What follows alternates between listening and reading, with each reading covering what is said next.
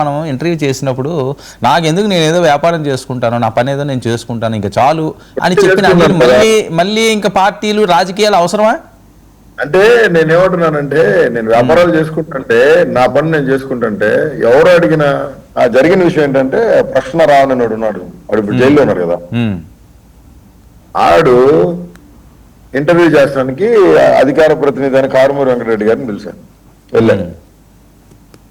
Karumuri వెంకటరెడ్డిని interview చేసిన క్రమంలో కారుమూరి వెంకటరెడ్డి ఒకటి రిక్వెస్ట్ చేశాడంట. ఏమనంటే నేను కావాలని అడిగా రావణ్ణి, ఎరే బాబు అసలు నా టాపిక్ ఎందుకు వచ్చింది మీ ఇంటర్వ్యూలో, మీకేం సంబంధం రా నాతో, నువ్వు ఎందుకు మాట్లాడారా అని తిట్టాను అండి.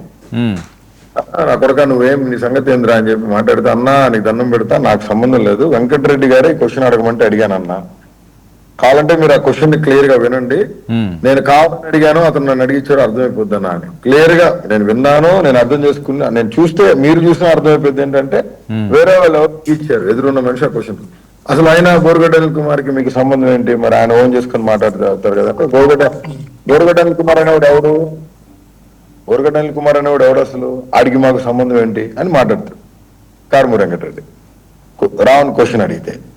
అంటే నేను కామ్ గా ఉన్నా, నువ్వు నాకు మంచి చేయకపోయినా పర్లా చెడు చేయకూడదు కదా, ఎందుకు ఇబ్బందులు పడి ఉన్నాను కదా, క్రష్ చేయబడి ఉన్నా, నేను రోడ్డు మీదకి వచ్చేసింది ఫ్యామిలీ, 245 రోజులు జైలు, నా కంపెనీలు 2 సీజ్ చేసి పడేశారు, మా చెక్ బుక్స్ మా ఏటీఎం కార్డ్స్ మొత్తం పోలీసులు తీసుకెళ్లిపోయినారు, ఇంతవరకు పోలీస్ ఫ్రీజ్ అవ్వాల నా అకౌంట్స్, డబ్బులన్నీ దాంట్లో ఉన్నాయి, ప్రతి ఒక్క రూపాయి వైటే.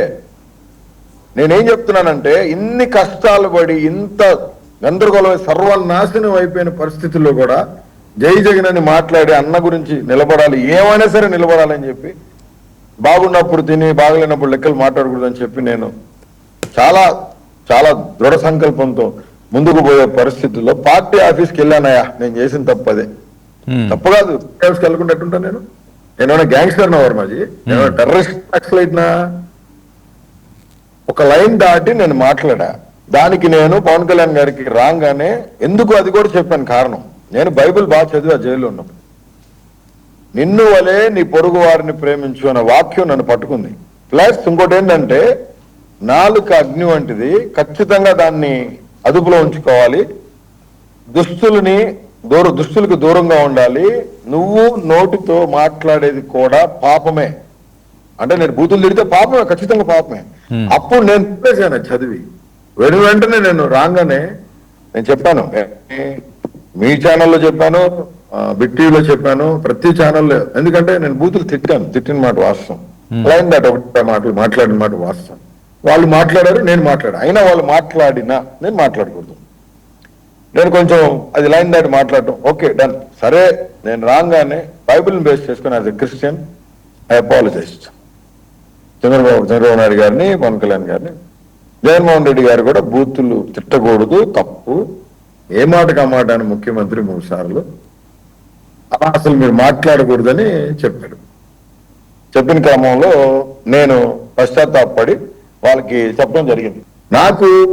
నాకు సంబంధించినంత వరకు నేను కామ్గా నా పనులు చేసుకుంటున్న క్రమంలో అన్నెసెసరీలీ నా టాపిక్ తీసుకొచ్చి నువ్వెవడు, ఓరుగడ్డ గాడికి మాకు సంబంధం ఏంది, ఓరుగడ్డ గాడి జైలుకి పోతే నేను కూడా సంతోషపడ్డా, ఈ మాటలన్నీ కారుమూరి వెంకటరెడ్డి అనేవాడు మాట్లాడింది. కారుమూరి వెంకటరెడ్డికి అసలు బోరుగడ్డ అన్నిటికీ సంబంధం ఏంటి, ఇంత ముందు ఎప్పుడైనా పరిచయం ఉందా మీ ఇద్దరికి? తెలియదు సార్, మరి మా పితరులను అడగాల ఏమైనా పరిచయాలు ఉన్నాయేమన్నా, నాకైతే లేదు అంటూ నేను మాట్లాడే మాట ఏంటంటే సూటిగా అసలు సంబంధం లేని విషయంలో నా దగ్గరికి అతను మాట్లాడడానికి వచ్చాడు. అంటే నేను ఒకానొక సందర్భంలో ఫోన్ చేసి అడిగాను, మర్యాదగా అడిగాను, ఎందుకు మాట్లాడుతున్నాను అని. మాట్లాడుతుండే ఏంటి అంటే నాకు పార్టీ నుంచి డైరెక్షన్స్ ఉన్నాయనా అన్నాడు. పార్టీ నుంచి డైరెక్షన్స్ ఏంటి, ఎవరు చెప్పారు నీకు పార్టీ నుంచి డైరెక్షన్స్, ఎవరు చెప్పరే, ఎందుకు చెప్తావు నువ్వు, నా గురించి మాట్లాడదని చెప్పాను, సజ్జల పేరు పూడి శ్రీహరి పేరు చెప్పారు మనోడు, అది రికార్డింగ్ నేను బట్టబయలు చేసాం, మొత్తం అంత గందరగోళం అయింది, అది మీకు కూడా తెలుసు కదా, అది అయిందని తెలుసు కదా.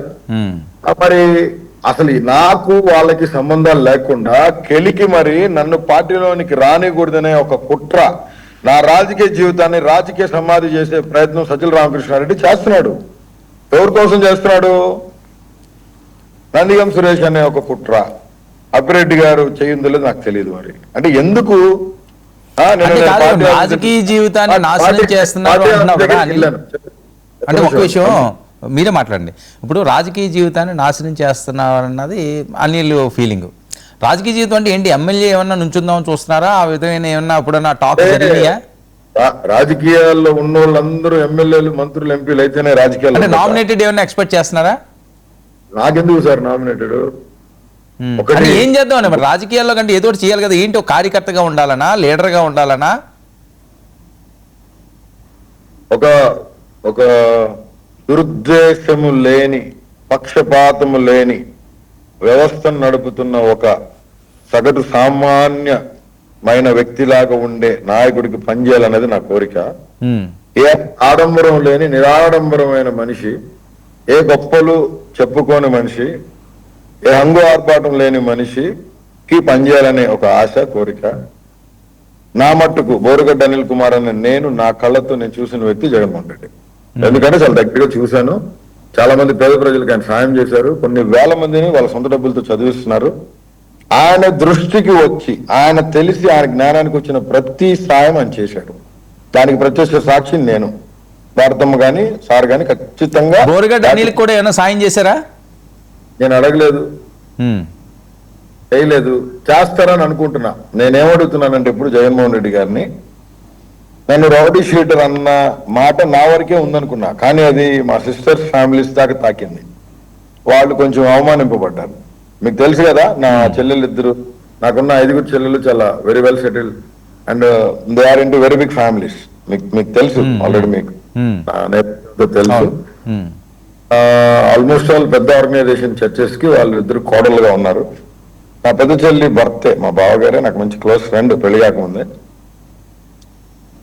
రౌడీ షీటర్ అని చెప్పి మాట్లాడారు నా గురించి.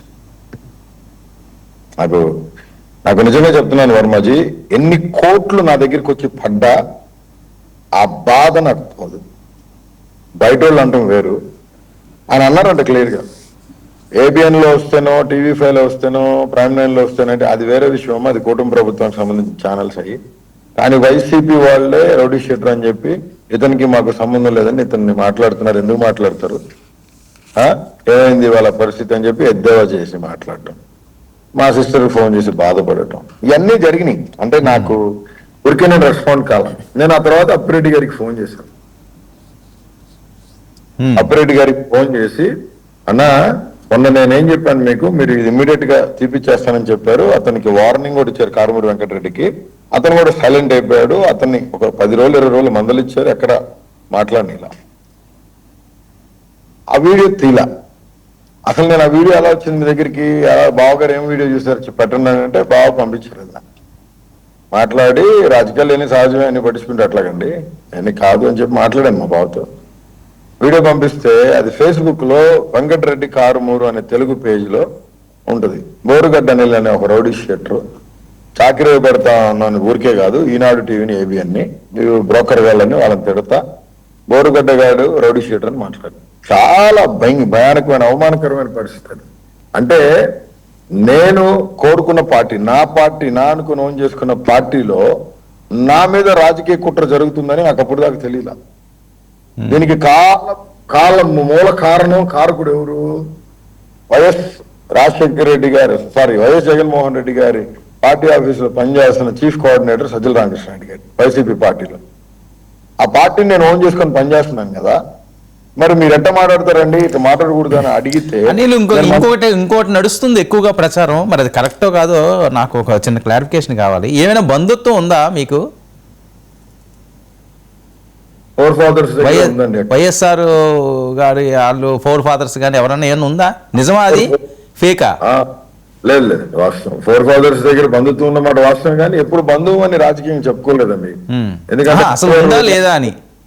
లేదు, నాన్నగారు ఉన్నప్పుడు ఖచ్చితంగా వెళ్తా ఉండేవాళ్ళం.